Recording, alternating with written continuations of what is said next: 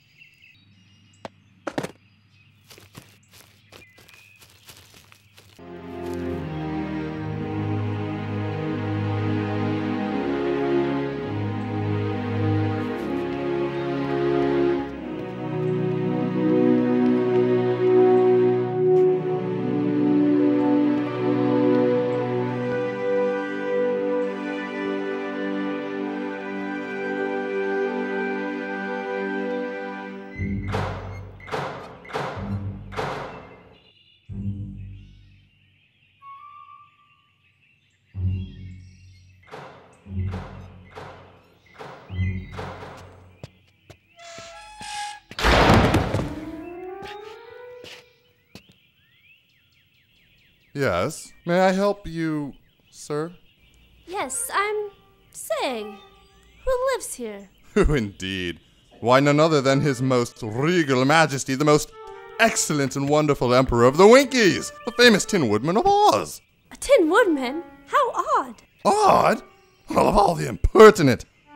Perhaps our Emperor is a bit odd, but he is a kind master, and as honest and true as good tin can make him. So we who gladly serve him overlook the fact that he is not like other people. Now, if you don't mind. Wait! I beg your pardon, good sir. I didn't mean he was odd. I bear important news for him. From the village. Oh? And what news might that be? Yes, it's something I have to tell him. In person. Very well. If you please follow me.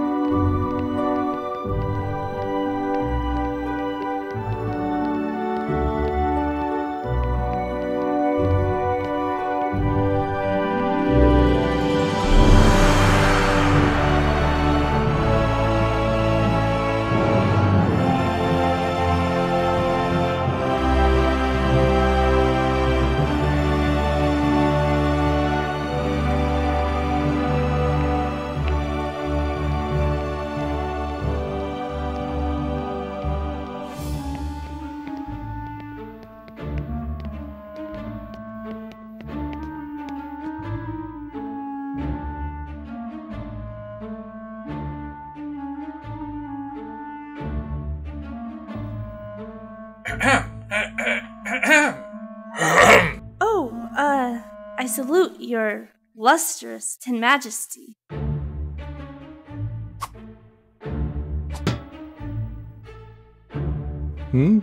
Oh, you're welcome, young man. Welcome.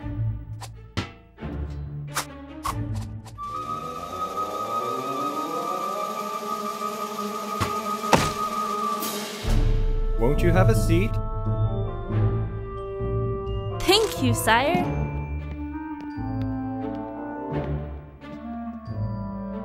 Now tell me, who are you, and from where have you come? Do tell. If it pleases your majesty, I am Woot, the Wanderer, and I've come through my travels to see you. A traveler? Very interesting. What is? Well, to find someone in Oz who loves to travel, especially with all the dangers and hardships about. Oh, of course. Interesting indeed. So, tell me, young Woot, what grand wonders have you encountered in your many travels? Yes, you see, I came to, Well, I suppose that in your travels you've become very wise. No, sire. In fact, the more I know, the less I realize that I know. Ah, yes. Well, if it's any help, I've found that learning is easy, young Woot. Begin with asking questions. Oh, I do ask questions. Constantly, sire. I've learned people don't like having them asked. Personally, I make it a rule to answer any civil question that is asked of me. Oh, well done. Very nice indeed. So ask, Woot, whatever you should wish to know. Well, sire, if you wouldn't mind, I should very much like to know, how did you become made of tin? And yet remain alive? That, I'm afraid, is a rather long story. I'll say. If it pleases your majesty, I should like to hear it. Well, then, I have not always been made of tin. Indeed, in the beginning I was flesh and bone and blood, just like you, and I lived in the Munchkin country of Oz. I was a woodchopper and provided firewood with which the Munchkin women would cook their meals while children warmed themselves about the fire. My life was one of much content, until I fell in love with the beautiful Munchkin girl. A munchkin? Ah, yes. Nimmy-a-me.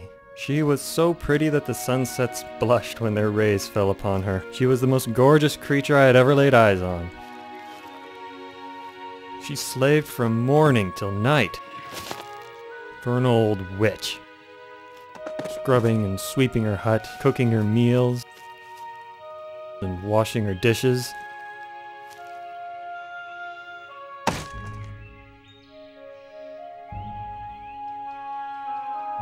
In spite of it all, it was love at first sight.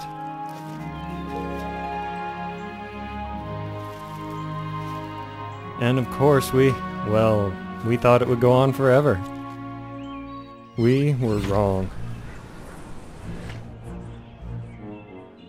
The witch commanded me to never come near Nimmy-a-me again.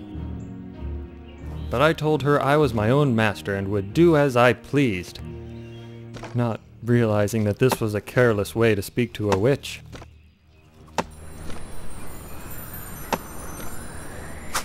The next day, the witch enchanted my axe and it cut off my leg. I knew a very skillful mechanic at the other side of the forest. He must have been a wonderful craftsman. He was indeed. He could make anything out of tin, and I foolishly thought all was well.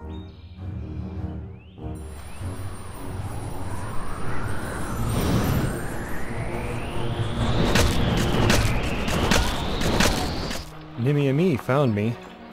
She carried me to the tinsmith. There was, in the end, only one thing he could do. I was better than ever. My body didn't ache or pain me, and I had no need for clothing.